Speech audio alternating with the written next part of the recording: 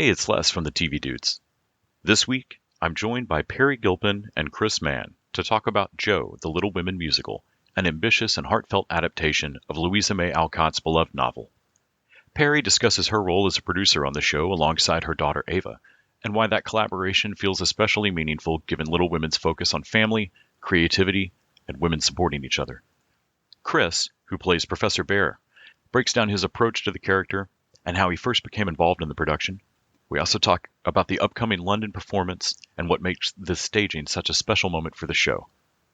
You've seen Chris on your screen in Pam and Tommy, and of course he's played the Phantom in Phantom of the Opera. But we chat about what makes Joe the Little Women musical so special to him. Peri Gilpin's been on your screen in everything from Designing Women in Cheers to her classic role as Roz Doyle on Frasier, or more recently in Make It or Break It, Broad City, or Why Women Kill. It was absolutely a blast to chat with them both, and I hope you enjoy.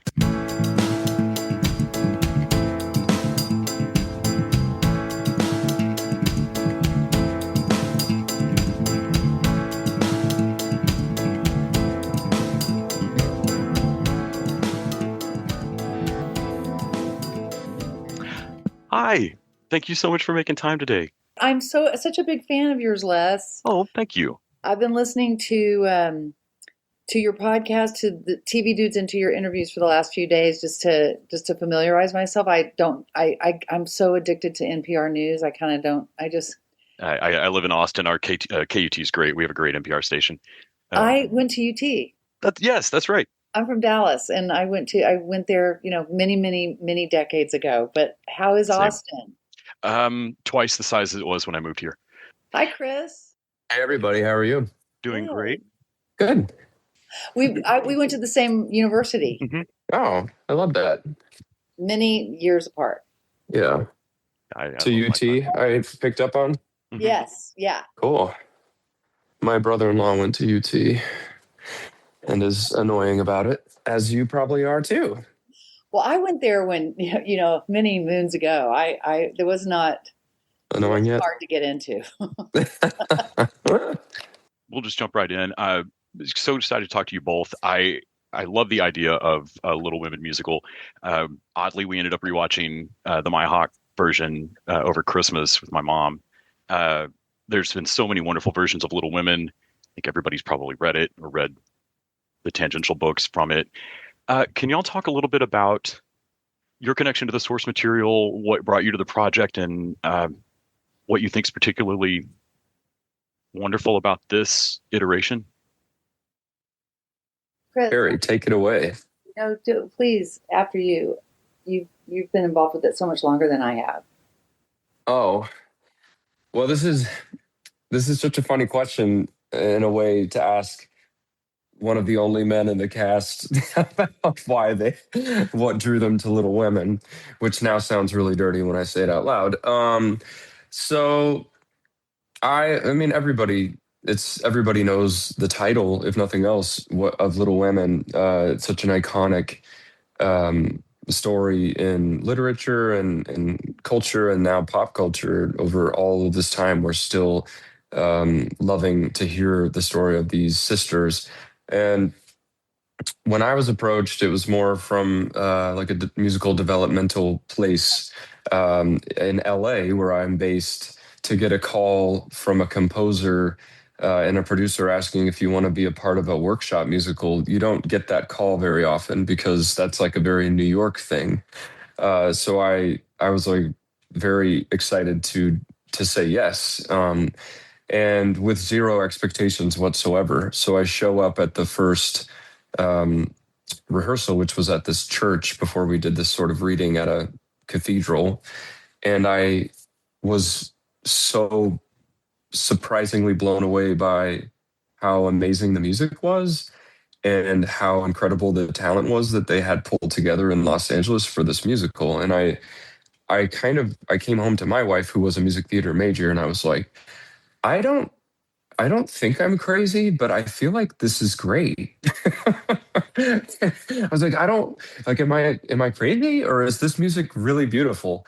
And here we are 5 years later, about to go back to London for the second time, and sing it at Abbey Road again, and for a sold out audience at Royal Theatre. So that's how I got brought in, was by the beauty of Dan's score. And Same here. was there a moment when you thought, okay, this isn't just the excitement of being around other people? I mean, everybody thinks the set you're on at that moment that's magic. Was there a moment when you saw a reaction in somebody else and went, okay, I'm going to trust this. This is awesome. Well, I kind of have to trust.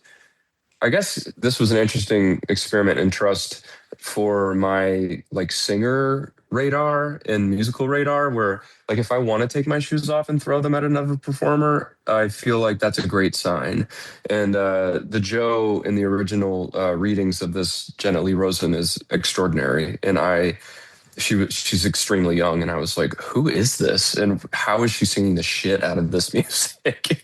And I wanted to throw my shoes, and I'm sure I did multiple times. And then in Marmie's music, that um, just made me want to cry every time I heard it. The message was so beautiful about encouraging these little women to be extraordinary and to be independent and to chase their dreams, and then laughing so hard at Aunt March's comedic numbers that I just thought were brilliant. And so I'm like a great audience member. I always encourage anyone out there to invite me to your show because I laugh really loud and mean it. And so I'm like, I was just at all these readings over the course of 5 years, just laughing and sort of crying and hollering like I was just a fan. And so that at that point, I was like, well, guess I'm lucky to be here to sing some really beautiful stuff for Professor Bhaer. I was going to ask, when it came to taking on that role, was there what was the first thing that you really connected with, or how did you kind of get into playing Professor Bhaer? And I can't really imagine. I can't wait to hear what the songs are. Yeah. Well, Is it just yeah, critiquing work, it's but I get it. with It's melody? so funny. So the guy's German. So I didn't even know he was German until that shows how like I'm not the target audience of Little Women. So that's so funny that we're like, let me mansplain Little Women to everybody. But I think it's I great that you're doing it. I think you're doing a great job. And I think it's great to do that. Yeah, I mean, I have a sister. I like was raised by a strong mother. I was raised with a very strong sister, and so I have two nieces. I have two boys in my house. I have a very strong wife. So like I get I get it. I think it's important to be raised with a sister because you have a completely different perspective on female females and female relationships and all that. So I am empathetic and understanding in that regard. Um, but um, Professor Bhaer, man, the first time that we did our reading, oh yeah, the point was that like I'm not like memorized on the Little Women story, and I haven't seen every movie 100 times. That's not necessarily my bag. Uh, so I was unaware that he was German. So when we did our first reading, I was like, wait, what? Do I have to do an accent? Because I'm not going to. And I think that maybe I tried and it was sort of like in and out, sort of sometimes. And that I just remember that being like a really funny thing. I was like, you know what? Let's just cut to the singing. Forget the scenes. You know, sometimes he's like Zeaf and sometimes he's like, what? It just depends. Are we was or are we what? So again, I came in on a slow burn and I thought, this is just a reading. And I didn't know that it would take us to today where it's got such momentum behind it and going back to London. So actually I did lose sleep last night thinking like, okay, now I'm going to Europe and doing a German accent. Let's hope that we've improved it a little bit. And Peri, when you came aboard the producing team, can you talk a little bit about what your role is in the production, and kind of what interested you in getting to be involved? Yes, I got involved very surprisingly because I went to a Creative Coalition summit earlier, well, into February 2025, and it was a summit that was drawn together the Creative Coalition supports the National Endowment of the Arts. So we were going to meet to sort of maybe strategize, talk about ways to save the National Endowment of the Arts, in light of pediatric cancer research being canceled. So it sort of was trying to figure out what's going on. And I met a man named Rob O'Neill, who turns out to be one of the lead producers on Joe. And we met a few times about a few things. And he just sent me the deck for Joe, just out of the blue one day. And I thought, I'll just go walk, do my neighborhood walk. And I started listening to it. Within 2 seconds, I was just like, what? Like, I could not believe how gorgeous it was. I was so thrilled. It's like Copeland, it's just epic. It's sweeping. It's an American story. And not to say that that other stories about other places aren't important, but it's that American spirit, of all the ways that you talked about Marmee wanting to raise her daughters and wanting to be there. And by the way, the men in women's lives are really, really, really important. Mm-hmm. And my husband was not raised with any girls except for his mom. And I just wish he'd had one sister. Everyone should have to have a sister and have to wait tables. These are just keys to life. Yes, I agree 100%. No, conscripting into retail is something we should do. What? 2 years conscription into retail is tables is something. Yeah. I was a Gap. I was a waitress. I have a. Yeah.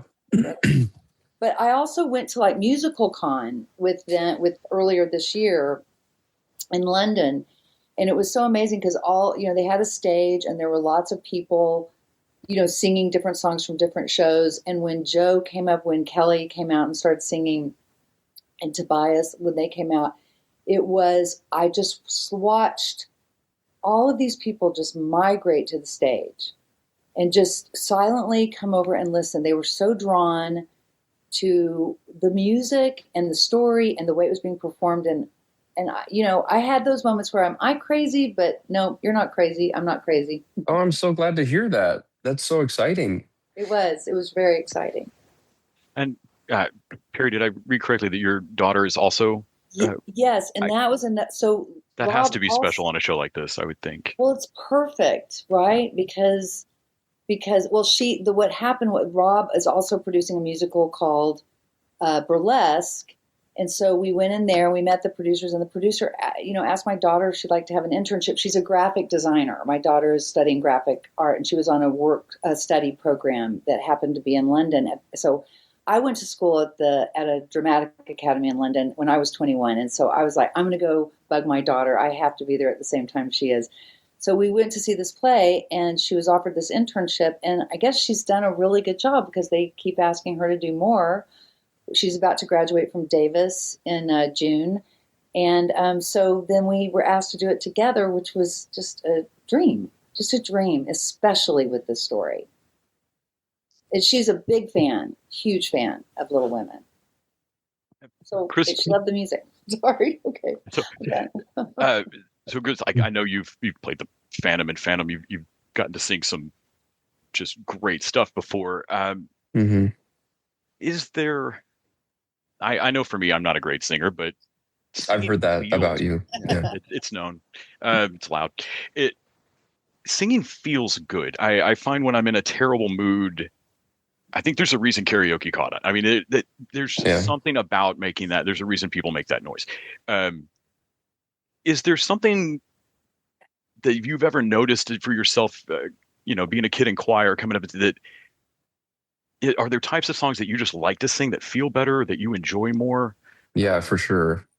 For sure. And I denied that feeling for a long time being, I was really insistent that I wanted to be Justin Timberlake my whole life. And that's not what I sound like. And when I lock into something like Music of the Night or Bring 'Em Home and the more full-throated like classical music theater repertoire, it resonates with me in a way that other material doesn't. And it's not better or worse. It's just, for me, it really gets my rocks off, so to speak.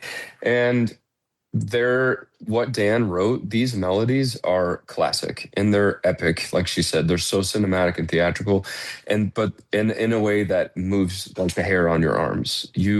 I've gotten those from day one as a performer and as also as a sideline spectator hearing these women sing.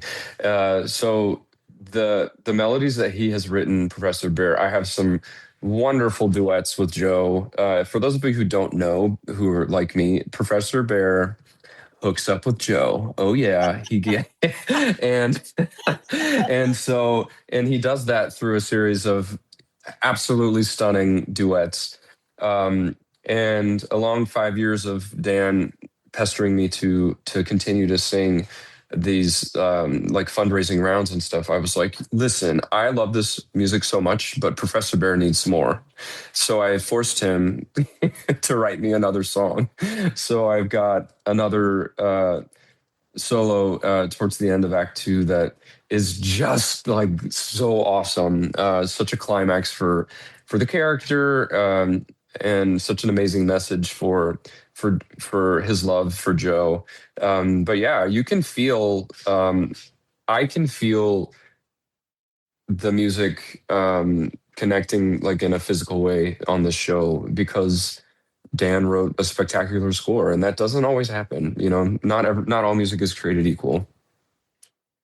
You mentioned rounds of fundraising. That's the truth in almost all entertainment at this point now. Mhm.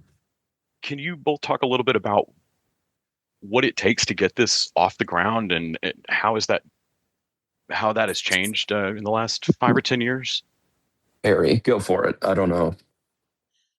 Well, I think one thing that I think is really interesting is doing it in London in that space because there's the Royal Drury Lane, which is one of the theaters that Andrew Lloyd Webber owns and operates now. And I actually went to visit the theater, and it's the coolest place. It's a city block. The stage, we came in from backstage. I walked out on the stage. It was a football field. It's the biggest stage I've ever been on. Huge. We went downstairs to look at dressing rooms and stuff, and he just kept opening doors and opening doors. And I'm like, how many people can be in a show here? And he goes, well, we just did a thing with Anna Wintour and had 300 models down here. Oh my God. I mean, it's a labyrinth. And it's just the history of it. Goes back to the 1600s. It burned down. They rebuilt it in the 1830s. And it's just. Oh, so it's new. Yeah, it's a really new building. It's new for London. Exactly. London new. We can have a 27-piece orchestra with Good this. God. In New That's York, awesome. You can have a piano. Right. So this is the way to hear this music, and this is the way to hear this show and these voices and to see this. And so what does it take to get it off the ground? I'm so curious because I don't know how this works. People need to decide where they want to do it, which of their theaters they'd like to take it to, and mount it and present it to an audience. And that could be London, United States, or Mars. Just depends on. Okay. We do have some extraterrestrials coming. Yeah, I mean, I believe it. Now I'm taking over. So 5 years, we've done so it is remarkable to me. I am excited. This is the first time I've been involved in a project this early. So our first church session, which wasn't the first church session that the show has had, but it was one. I think it was one of the first ones since they revived it from its original iteration post pandemic. So we had probably 40 people in attendance, and then we've done similar things. We've done some where we had 20 people there that were more like money, potential investors, and then months and months would go by, and I'm not really sure what happens in that time. And then we get another call, and then there would be another reading, or can you come to this event that maybe we can try to get some more money, which leads to last year. Then we went to New York and did it. And I'm like, all right, cool. We're moving closer to Broadway. Do the same thing. There's a bunch of people I have no idea who they are. You might know who they are, Perry, other producers. And so we show up and we, again, just get to enjoy the music as performers and then have no idea what else is going on.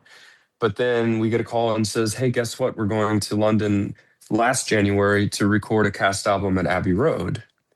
So not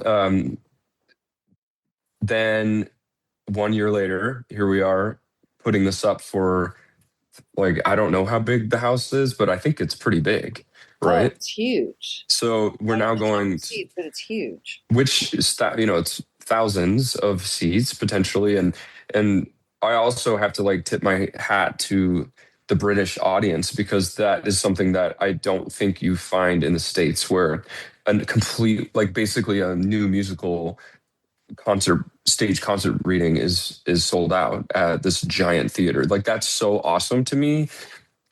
Whereas Americans love you, but we don't support the arts that way. So it's really mind blowing that we're going to have this experience. And Shane, come on, America, go out and see new stuff and give me your money. You can just Venmo me directly. And I swear I'll give it to the production. I You'll promise. pass it on to a good show. It's fine. Yeah. Yeah. But anyway, if that jogged your memory, Perry, in any way, you can fill in some gaps. I don't know a lot of the history, and Oh. I actually haven't. And I'm hearing some of this for the first time. But what I do know, I went to, when they sent the record, the actual vinyl album, I got to go listen to it and watch Dan and the lyricist in the book, and the guy, the Right. man and woman, John, and Mhm. I got to listen to their notes, and Liz and everybody, and they were so. These are knowledgeable people about music. Right. And technology and the technical aspect of it. And I just have a feeling that Dan, my gut on this is that Dan doesn't want to do it wrong. He wants to make sure, and he's just walking it through. And it's been a lot of years for him too. And I think he just wants to make sure that it's presented, and that the production, that there are no shortcuts, that the music is done properly, and that it's cast well, and that the story is told the way he meant for it to be. And it's so interesting because we only have really seen, the making of the album. Right. And then now we'll see this concert. And I mean, this is the first time that we're going to have done it as like a full piece. I can say that, which is crazy and exciting at the same time. It's like, let's put it on its feet at this huge theater for a lot of people. And I guess that's the way it goes, right? Like, you just jump in. Yes, and it's big enough for the orchestra, I think, to be on stage too. That's another reason for it to, so with you guys, so that it's right. But also, these are great producers that have jumped on board. Not myself, but the people that I'm working. Right. And obviously, and it's just finding. Sometimes it takes time. Obviously, believe me. I understand what you're saying, but I think it's just the timing. It's about timing and getting it done right. It seems like the care has been put in it at each step, and I can't wait to see where it goes next. The London performance with the orchestra, I think, is going to be a special experience for everybody in that house. That's going to be neat. I cannot imagine recording at Abbey Road for any reason. That's fantastic. Yeah, well, I'm lucky. Of course, I was sold on getting to record at Abbey Road. I landed last January and immediately went to the emergency room and tested positive for the flu, and had the worst flu known to man. I'm going to call it the British flu. I think it's different than the American flu. And I was deathly ill for a week, and I did go to Abbey Road knowing full well that I could not sing. And I went, and I was in the Beatles studio. It was all the magic was there. And I stepped up to the mic and I sounded like a horrible dying frog of a creature. And I started to cry because I was so devastated about this. And then I flew back to the States and recorded my parts in Van Nuys, California, which is less sexy. So I get a redo because this trip, before our performance, we're doing what's called a Sitzprobe with the orchestra, like this big rehearsal at Abbey Road. So God damn it, I'm singing in that room. Yay. One way or another. Redemption. That's right. That's great. Thank you both for taking time today to talk to me about it. It's so great to meet you both. Great to meet you, Les. Really can't wait for folks to get to see the show more and watch it blossom into the full stage production that it should be.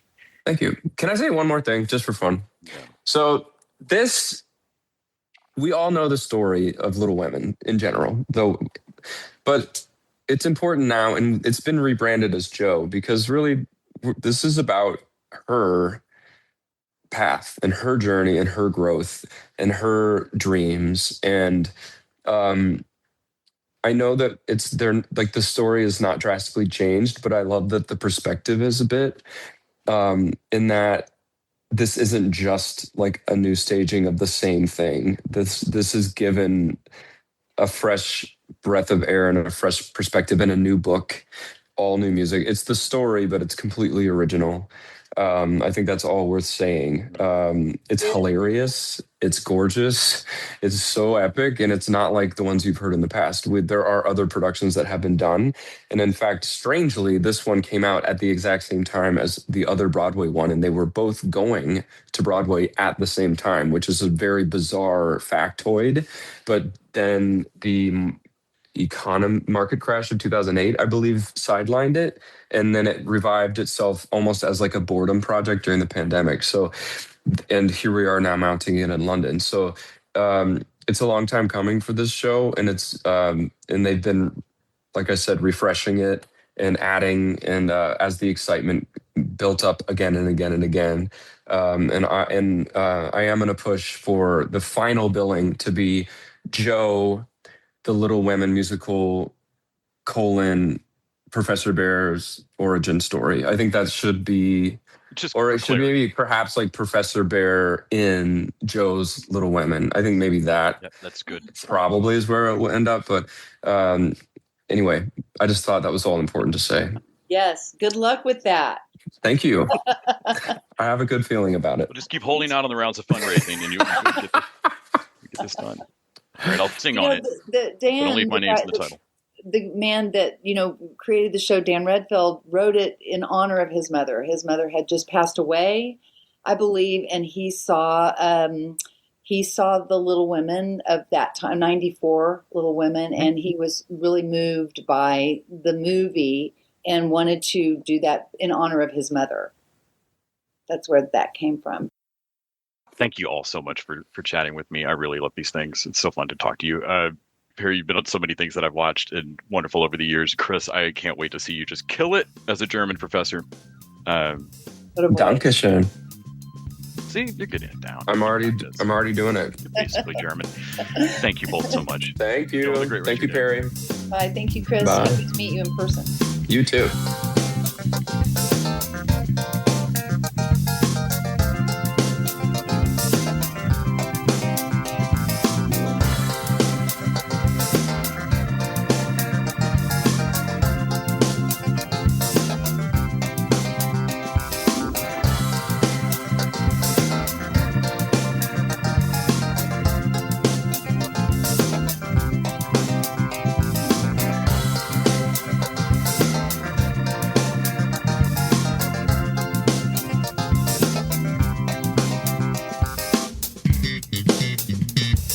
TV Dudes is an independently run podcast out of Austin, Texas. We are exclusively listener supported. If you'd like to help us out, go to patreon.com/TVDudes. You can also find us on Facebook, Twitter, and Instagram at TV Dudes. All the music for our show is done by our friend and original TV dude, Gregory J. Amani Smith. To find out more about us, go to thetvdudes.com. I'm Randy Lander. I'm Les Weiler. And I'm Kyle Scott. Thanks for listening.